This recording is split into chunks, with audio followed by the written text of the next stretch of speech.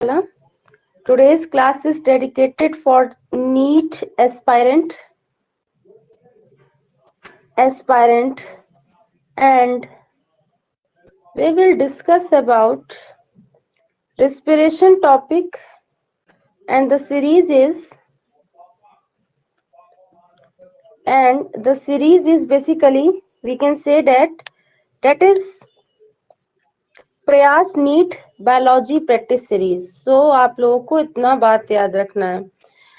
So let's discuss about this. The first question, we can say that the oxygen toxicity related with. So oxygen की toxicity जो है basically oxygen की toxicity है जो किससे related है, ये क्वेश्चन आपसे पुट अप हुआ है. सो जो ऑक्सीजन की टॉक्सिसिटी होती है वो failure of ventilation of lungs होती है, मतलब failure of ventilation of lungs होती है. दैट मीन्स कि लंग्स की जो भी फिजियोलॉजी है या जो ब्रीथिंग के exchanges of CO2 and O2 का प्रोसेस है उसमें क्या हो जाएगा, वो इनकम्प्लीट होगा, फेलियर होगा. तो इस बात को रिमेम्बर करना है. This is the first question student. Next is question number 2.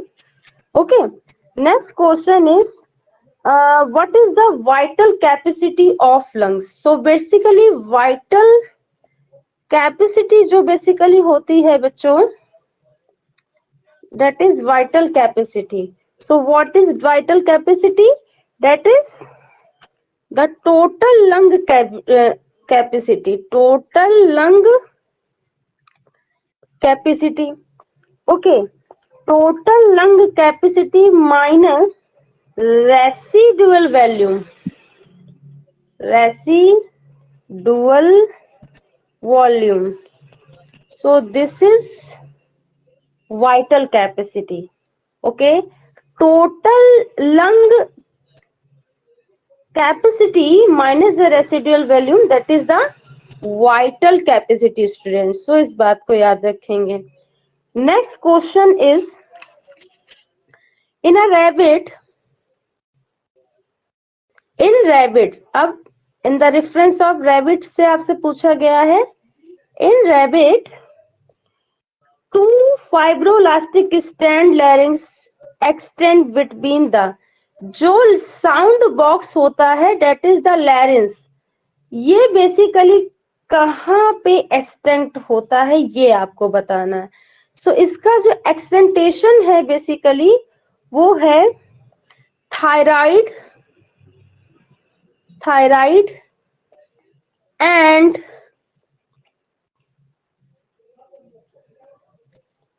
आर्टिनॉइड glands.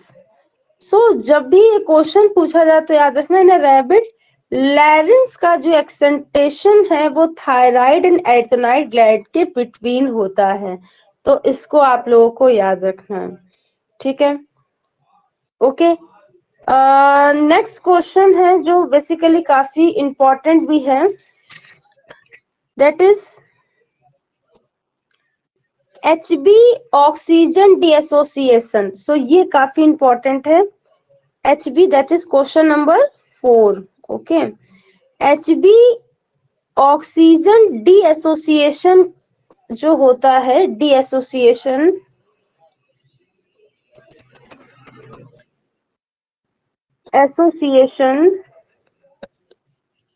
वो बेसिकली होता है, कैसा कर्व होता है. So we can say that sigmoid curve.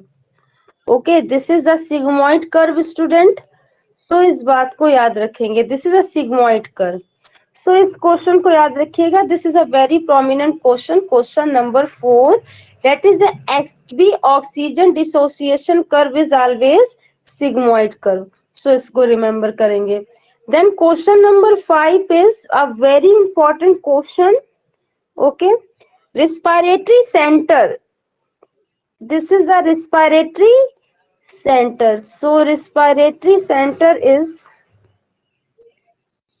Medulla oblongata, okay, medulla oblongata. तो medulla oblongata is the respiratory centre. So ये आप लोगों को याद होना चाहिए, this is a very prominent question, so ये भी आपको पता होना चाहिए। नेक्स्ट क्वेश्चन है question number 6, that is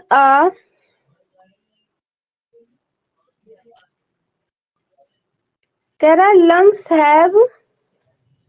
lungs have a large number of narrow tubules, large number of narrow tubules और tubes, इसको बोलते हैं बेटा, यही पूछा गया, lungs have a large narrow tubes is also known as, so that is a bronchioles, okay, that is a ब्रैंकियोल। सो इसे हम लोग क्या कहते हैं, ब्रैंकियोल कहते हैं। तो इसको भी याद रखेंगे, ओके। तो ये आप लोगों को याद रखना है, ओके। नेक्स्ट क्वेश्चन है बेसिकली, सो क्वेश्चन नंबर 8 जो आपसे पूछा जा रहा है, the blue baby syndrome result form. So जो ब्लू बेबी सिंड्रोम होता है बेसिकली, उसमें जो बेबी होता है वो एक रिस्पायरेटरी कॉजिंग इफेक्ट के थ्रू फेस होता है, या मैं ये कहूँ कि उससे वो अफेक्टेड हो जाता है, और वो जो होता है वो मेथनोग्लोबिन बन जाता है बॉडी में, और जो रिस्पायरेशन के प्रोसेस में बहुत ज्यादा एक बैरियर का वर्क करता है, दैट इज अ मेथेमोग्लोबिन।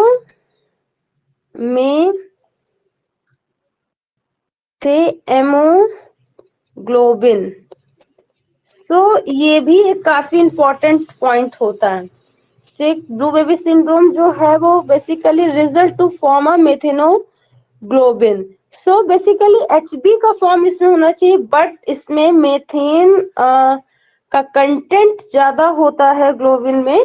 सो एक रेस्पिरेटरी कॉज सिंड्रोम करता है, that is a blue baby syndrome. Basically infants childs में ये सिंड्रोम होता है। सो ये भी याद रखना है। नेक्स्ट क्वेश्चन है book lungs. So book lungs is the specific character of arthropods और एर्किनाइट्स, एग्जाम्पल्स ऑफ। सो मैंने कल भी आपको बताया था आर्किनाइट्स के बारे में। सो बुक लंग्स जो होता है बेसिकली वो स्कॉर्पियन का भी होता है, ठीक है। सो इसे भी रिमेम्बर करेंगे। Lungs like a book, this is a book lungs, a specific character of arthropods. Remember this point, a very important. So इसे आप लोगों को याद रखना है, ओके ओके। सो ये भी काफी इंपॉर्टेंट क्वेश्चन है, ठीक है, इसको भी याद रखोगे। नेक्स्ट क्वेश्चन है, आपसे पूछ रहा है that is RQ. So next question है, that is question number 10, respiratory quotient RQ के बारे में पूछा गया है। सो ये बेसिकली एक फॉर्म होता है कि CO2, volume of CO2, okay, division by the volume of O2, जो रिजल्ट मिलेगा that is the RQ. So इसे आप लोग को याद रखना है, volume of CO2, volume of O2, content of CO2, content of O2 is the RQ value और respiratory quotient. So this measurement is respirometer, ठीक है, इसका जो मेजरमेंट होता है वो रिस्पायरोमीटर के थ्रू होता है। सो इस बात को याद रखेंगे। So thanks to all students to join this class। Biology पाठशाला का अगर ये वीडियो या लेक्चर आपको समझ में आया है तो इसे क्या कीजिए, लाइक कीजिए, शेयर कीजिए और सब्सक्राइब कीजिए, और इसे ज्यादा से ज्यादा बच्चों तक पहुंचाएं। Thanks to all student to join this class.